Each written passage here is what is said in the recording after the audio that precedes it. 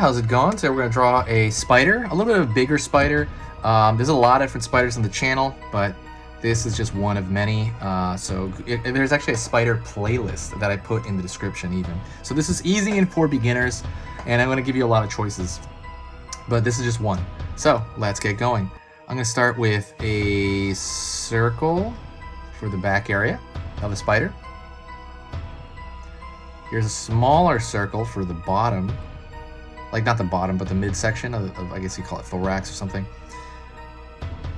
Gonna throw one spike for the front. That's gonna kind of replicate its mouth.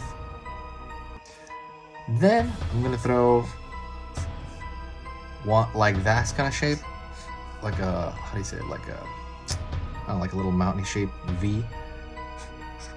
2. And I'm gonna keep going here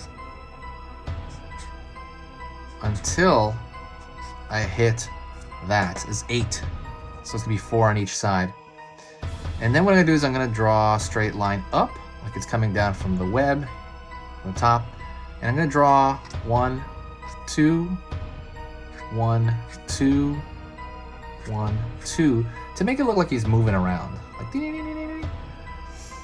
and that is it. So hopefully that was easy enough for you. It's very simple. You can do it anywhere. You can put it on office whiteboards.